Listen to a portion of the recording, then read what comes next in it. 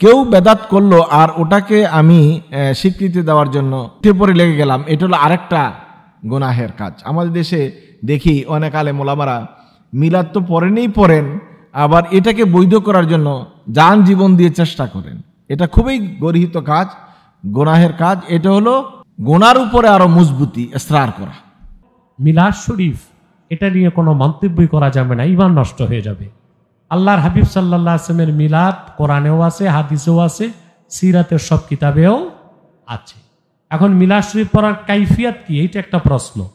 আমরা যে কাইফিয়াতে পড়ি এতেও কোনো দোষ নাই, এটাও শারঈ পদ্ধতিতেই আমরা পড়ে থাকি। আর মিলাদ শরীফের যে কিয়াম দাঁড়িয়ে আমরা সালাম পড়ি, এটাও মুস্তাহাব, মুস্তাহসান, সওয়াবের কাজ। কেউ যদি না করে তাকে আমরা কিছুই বলি না, কিন্তু যে হারাম বেদাত বলে তাকে আমরা ফিতনাবাজ মনে করি।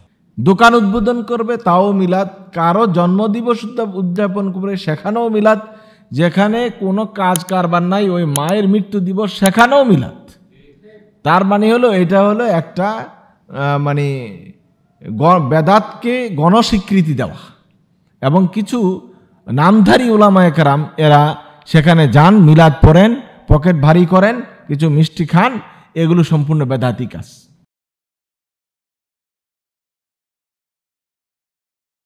এক ভাই প্রশ্ন করেছেন, নবী করিম সাল্লাল্লাহু আলাইহি ওয়াসাল্লামের শানে মিলাদ পড়ার শরীয়তের বৈধতা কতটুকু?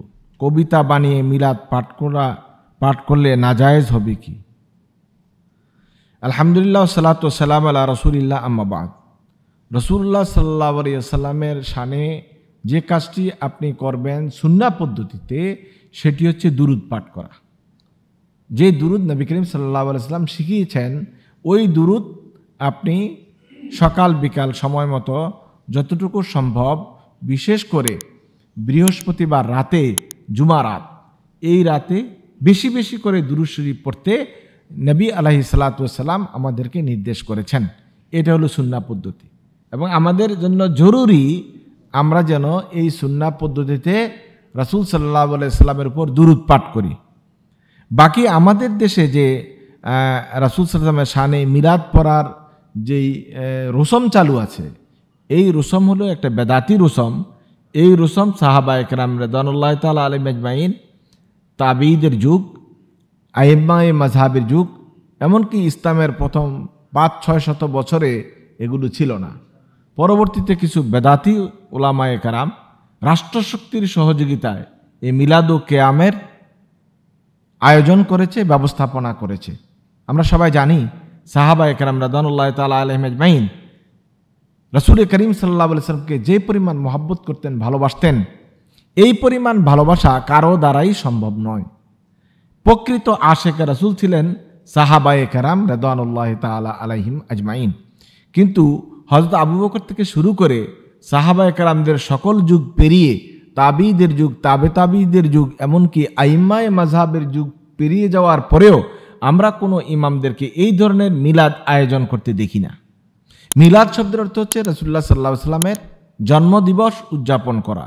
সেটিও যদি শুধু মিলাদের দিন, রাসূলের জন্মের দিন হতো তাও এক কথা ছিল। এখন তো আমাদের দেশে মিলাদ একটা প্রথা চালু হয়েছে, মিলাদ নামের একটা কুপ্রথা চালু হয়েছে। দোকান উদ্বোধন করবে তাও মিলাদ, কারো জন্মদিবস উদযাপন করে সেখানেও মিলাদ, যেখানে কোনো কাজ কারবার নাই ওই মায়ের মৃত্যু দিবস সেখানেও মিলাদ। তার মানে হলো এটা হলো একটা মানে বেদাতকে গণস্বীকৃতি দেওয়া।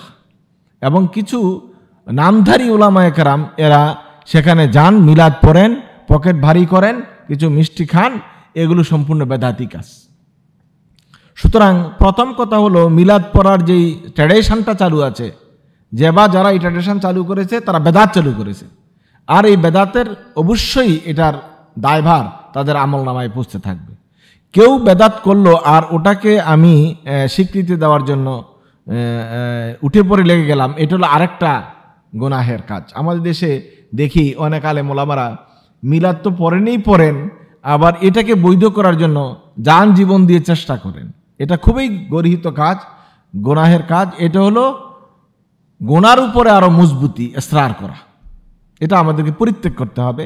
বুঝতে হবে যে নবী করিম সাল্লাল্লাহু আলাইহি ওয়াসাল্লাম যে কাজ করেন নাই, সাহাবায়ে কেরাম রাদিয়াল্লাহু তাআলা আলাইহিম আজমাইন যে কাজ করেন নাই, আইম্মায়ে কেরাম যে কাজ করেন নাই, এই কাজ সুস্পষ্ট বেদাত এবং এই বেদাতের সাথে জড়িত হওয়া এবং সহযোগিতা করাটাও গুনাহের কাজ। সুতরাং এটাকে আমরা বর্জন করব। এরপর যে প্রশ্নটি করা হয়েছে যে কবিতা বানিয়ে মিলাদ পাঠ করলে নাজায়েজ হবে কি? প্রথম কথা হলো মিলাদটাই তো জায়েজ নেই, সেখানে কবিতা পাঠ করে বলেন আর আপনি গদ্যে বলেন আর পদ্যে বলেন, এটা তো দেখার বিষয় না। এটা হলো মানে মূল জিনিসটাই যখন অবৈধ, মূল জিনিসটাই যেহেতু হারাম, এইটার উপরে আরেকটা হারাম কাজের ফতোয়া চাওয়ার বা কথা বলার কোনো সুযোগ নেই। এটাকে আমরা ফেকার ভাষায় বলি বেনাউল ফাসেদে আলাল ফাসেদে ফাসেদন, মানে একটা অবৈধ কাজের উপরে আরেকটা জিনিস ভিত্তি করে একটা ফলাফল তৈরি করা, ওইটাও বাতিল ফলাফলই দেয়। আপনি যদি একটা খারাপ জিনিস দিয়ে কোনো জিনিস তৈরি করেন, কোনো খাবার তৈরি করেন মন্দ জিনিস দিয়ে, নোংরা জিনিস দিয়ে, তো এটার ফলাফল তো নোংরাই বেরিয়ে আসবে। এজন্য এটা কোনো বিষয় না আপনি কবিতা দিয়ে পড়লেন নাকি গদ্য দিয়ে পড়লেন না পদ্য দিয়ে পড়লেন। মূল কথা হলো এই প্রচলিত মিলাদ কিয়াম, এটা কোনো বৈধতাই নাই। রাসূল করিম সাল্লাল্লাহু আলাইহি ওয়াসাল্লামের মূল মিলাদ, যেদিন নবী করিম সাল্লাল্লাহু আলাইহি ওয়াসাল্লাম জন্মগ্রহণ করেছেন, এই বিষয়টাকে ঘটা করে পালন করার বিষয়েও উলামায়ে কেরাম নিষেধ করেছেন। আর আমরা প্রয়োজন নাই, অপ্রয়োজনে এখানে সেখানে কোনো একটা দোয়ার আয়োজন হলে ইয়া নবী সালাম আলাইকা বলে দাঁড়িয়ে যাওয়া এবং এটাকে মিলাদ নাম দিয়ে দেওয়া, এটা একটি গর্হিত কাজ এবং এটি বেদাতি কাজ। আল্লাহ তাআলা আমাদেরকে বুঝার আমল করার তৌফিক দান করুক, আমিন।